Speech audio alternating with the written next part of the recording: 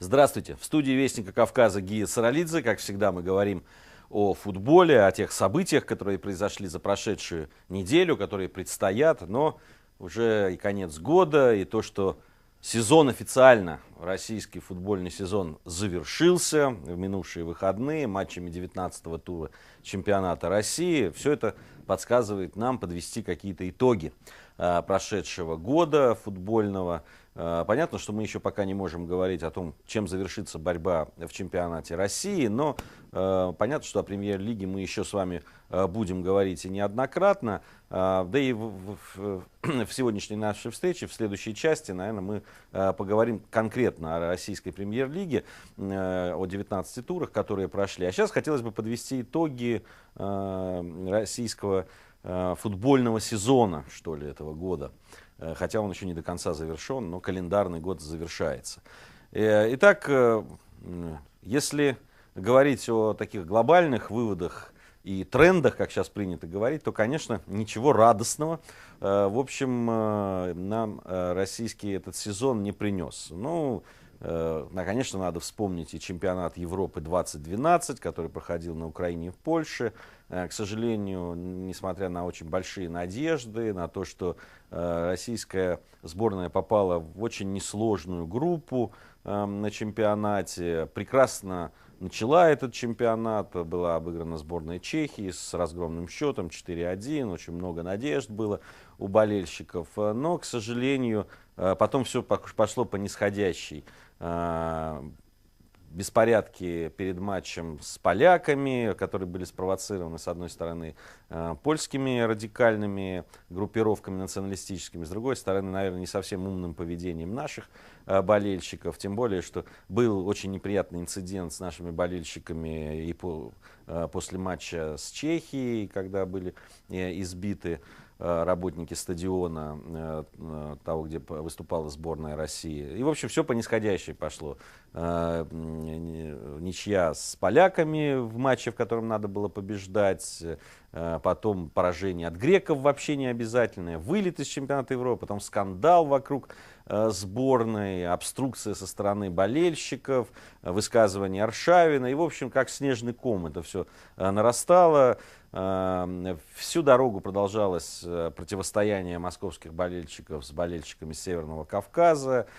Все это принимало формы уродливые, с одной и с другой стороны, столкновения, какие-то демарши, ничего общего с футболом не имеющие, но, к сожалению, на атмосферу очень давящие. Были фанатские выходки на матчах Лиги чемпионов, российского чемпионата. Были сорванные матчи и Кубка России, там Динамо Торпедо, и Чемпионата России, Зенит с Динамо Москвой и так далее, и так далее. В общем, скандалы, судейские скандалы, договоры, опять подозрения на договорные матчи. В общем, если говорить о итогах года, то они, к сожалению, не очень утешительные. О чем все-таки положительным я бы хотел сказать. Во-первых, то, что пришел в сборную великолепный, на мой взгляд, специалисты, которые уже за первые игры за сборную и на отборочных играх чемпионата мира 2014 года доказал, что действительно является выдающимся тренером. Это Фабио Капелло. На мой взгляд, нам очень повезло, что после такого неубедительного, серого, я бы сказал, специалиста, каким был Дик Адвокат, очень всегда я так емко и обтекаемо выражался по его поводу, но сейчас скажу, что, и это видно по его работе сегодняшней, где он тоже достаточно провально. Этот человек в основном, конечно, приехал за деньгами к нам, что уж там скрывать, мало интересовала работа со сборной. В общем, повезло нам то, что была группа такая не очень сильная, мы вышли на чемпионат Европы, но дальнейшее, ну вообще, и даже если бы мы и дальше прошли на чемпионат Европы, я бы не изменил своего мнения, потому что я видел, как может играть сборная России при Гусе Хидинге. Я видел, как это бывает, когда приходит в команду человек, который верит в себя, в футболистов, который знает, что он делает, и который своей уверенностью заражает футболистов. Поэтому приход после Дико Адвоката Фабио Капелло — это свежий абсолютно глоток воздуха. Мне нравится, что он делает в сборной. Я думаю, что нравится это многим, кто сейчас следит за сборной. Это сказалось и на результатах, на атмосфере в команде. Такой человек с харизмой, человек, уверенный в себе, в своих идеях футбольных. Где-то, конечно, дипломат, где-то стратег. Понятно, что он тоже не бесплатно работает, но в отличие от Дико Адвоката, тех денег, которые ему платят, мне не жалко. Во всяком случае, хоть есть толк от этого. Сборная явно прибавляет, а это движет вперед весь наш футбол. Еще один положительный момент, о котором бы хотелось сказать, это тоже связано с тренерскими приходами, это Гус Хидинг. Как бы мне ни говорили, что надо там двигать отечественных тренеров и так далее, но уровня тренеров Фабио Капелло и Гуса Хидинга у нас в стране пока нет. И я говорю это абсолютно открыто, могут в меня лететь стрелы наших таких доморощенных таких защитников всего своего, но нету, что тут, ничего не поделаешь. И то, что Гус Хидинг пришел в Анжи и тоже с этой командой сделал очень много интересного, ну, подробнее мы поговорим о Анжи уже в следующей части нашей программы, когда будем говорить о чемпионате России, но о приходе Гуся Хидинга сказать не могу, как о положительном тренде в том, что происходило в нашем футболе в этом сезоне. То немногое, что хорошее, что происходило.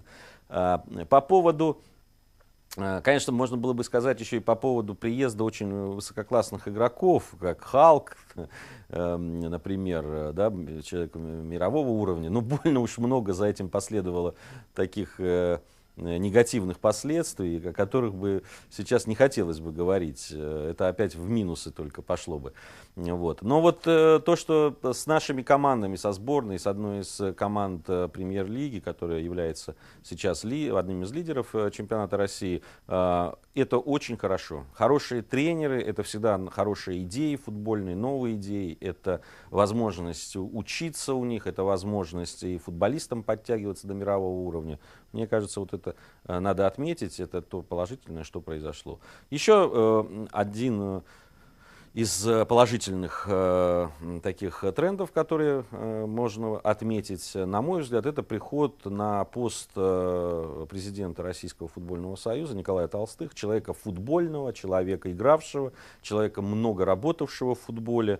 На мой взгляд, сейчас РФС начинает больше заниматься футболом, нежели такими околополитическими футбольными делами. Я надеюсь, наконец, что с приходом Толстых у нас начнется развиваться футбольная инфраструктура, у нас немножко сбалансируются вот эти отношения между богатыми и бедными клубами, у нас начнется как-то развиваться больше юношеский футбол, да, та база, которая должна кормить и клубы, и сборные, и так далее. Посмотрим. Пока на первые шаги, которые совершает Толстых, да тот же скандал с «Зенитом», когда не пошли на поводу у серьезных владельцев клуба «Зенит», не пошли, не испугались там вот этого, таких демаршей и болельщиков зенитовского клуба, всемогущих в Питере, и довольно серьезных хозяев, и все-таки поступили по букве закона. «Зенит», когда был дисквалифицирован стадион. Мне кажется, что вот такая последовательность в своих действиях — это очень важный шаг, и я надеюсь, что также последовательно Толстых будет и в других своих начинаниях и решениях относительно футбола. Я думаю, что вот то, что главное, что, наверное, принес нам этот сезон, больше минусов мы насчитали, но есть что-то положительное, что оставляет свет в конце туннеля, мы его видим, и я надеюсь, что будем постепенно к этому свету двигаться. В следующей части нашей программы поговорим, собственно, о первой части нашего футбольного чемпионата Российской премьер-лиги.